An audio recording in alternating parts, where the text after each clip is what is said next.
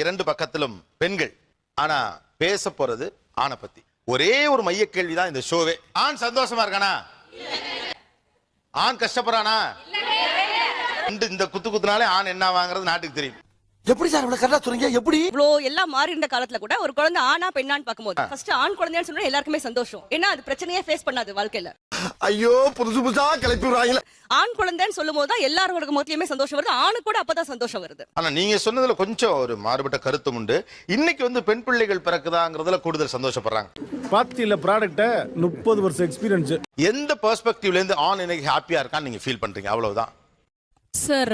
Gents எப்படின்னா எந்த சிச்சுவேஷனோ அதுல அடாப்ட் ஆயிருவாங்க. ஹாப்பி மூடா இருந்தாலும் சரி, சேட் மூடா இருந்தாலும் சரி, சிச்சுவேஷனுக்கு தகுந்தாப்புல அடாப்ட் ஆயிருவாங்க.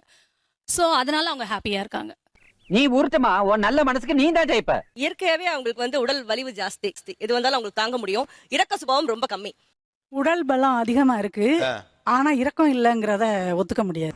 அப்படி சொல்லி இரக்கம் இல்லாம பண்றது எல்லா வேலைகளுமே ஆண்கள் தான் ஜாஸ்தி பண்றாங்க. ஒரு தடவை ஒரு விஷயத்தை சொன்னீங்கன்னாவே போதும். இரக்கம்லாம் 10 தடவை சொல்லாதீங்க.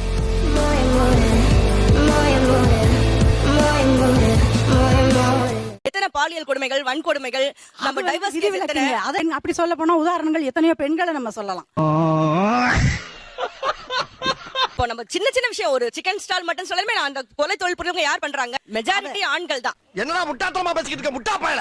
ஒழுக்கம்ங்கிறது எல்லாத்தையும் அடங்கும்பா. நான் நேத்து ராத்திரி அந்த ஷோவுக்கு வரும்போது சார் 11 மணி நான் அந்த பஸ் ஸ்டாப்ல நிக்கும் போது சுத்தி ஆண்கள் தான். இதே நகைதான் வயசு 50-60 கூட இருக்கலாம். அதை பத்தி நான் பேசலாம். ஆட்டோ நிக்குது.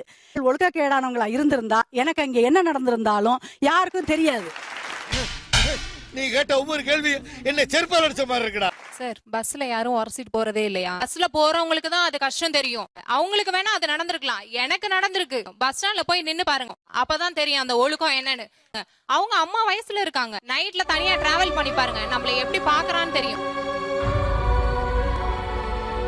போய் நம்ம நின்னோம்னா நம்மள சுத்தி ஒரு 4 பேர் வருவான். அவங்களுக்கு இந்த வயசு இதெல்லாம் ஒண்ணும் கிடையாது. அதுக்குன்னு சில பேருக்கு பயந்துட்டு நீங்க மெஜாரிட்டியா ப்ளேம் பண்ண முடியாது. பெருமையா இருக்குடா, ரொம்ப பெருமையா இருக்கு. மாடர்ன் மேன் ஃபேஸ் பண்ணக்கூடிய இன்னொரு stress, there is an increase in the rate of importance. இதுவும் ஒரு அவனை ரொம்ப நெருக்கடியான ஒரு சிச்சுவேஷனுக்கு கொண்டு தள்ளுது. பாத்தீங்கன்னா ஒரு ஆணுக்கு அது எவ்வளவு பெரிய நெருக்கடி, அது என்ன மாதிரியான அவதிங்கிறது சொல்லி தெரிய வேண்டியது இல்ல. புரிஞ்சதா? மற்றவங்க சொன்ன மாதிரி பல பேர் ஃபேமிலியில இருக்கக்கூடிய கமிட்மெண்ட்ஸ், ரெஸ்பான்சிபிலிட்டிஸ், வேலையில இருக்கக்கூடிய ஸ்ட்ரெஸ், ஹஸ்பண்ட் அண்ட் ஒய்ஃபுக்குள்ள டைம் ஸ்பெண்டிங் டைம் அது குறையிறது. இது அவனை இன்னும் அஃபெக்ட் பண்ணுது. ஓகே சரி. வேலை நெருக்கடியால இருக்கக்கூடிய பெட் டைம் குறையிறது, இந்த மாதிரியான ஒரு அல்லது அதுல கம்ப்ளீட் பார்ட்டிசிபேஷன் இல்லாம போறது, இந்த மாதிரி நெருக்கடிகள் என்ன மாதிரியான சிக்கலுக்கு ஆளாகும்? இவ்வளவு நாளா என் மனசுக்குள்ள இருக்க விஷயத்தை யாருக்கிட்டயாச்சும் சொல்லணும்னு நினைச்சேன். அதுக்கு ஒரு நல்ல வாய்ப்பு கிடைச்சிருக்கு. அது physically the man doesn't have any problem. அது ஒரு பெரிய சிக்கல் இல்லையா? He knows that. He doesn't know how to prove it to his wife. இது ஒரு பெரிய torture, mental torture. Sort out பண்றதுன்னு தெரியாம இன்றைய ஆண் நிறையவே அவதிக்குள்ளாகிறான். பயமா இருக்கா? இதுக்கப்புறம் இன்னும் பயங்கரமா இருக்கும்.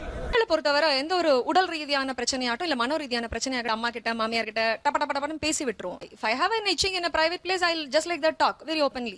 ஆனால அவங்களோட எந்த ஒரு விஷயத்தையும் பார்ட்னர் வைஃப் கிட்ட கூட அதை பேச முடியாது. They'll think twice thrice. நான் நல்லா பண்றேனோ இல்லையோ, ஆனா நீ நல்லா பண்ற. You know nowadays முதல்ல 2 பேரும் ஒண்ணா போய் கதவை சாத்துவாங்க.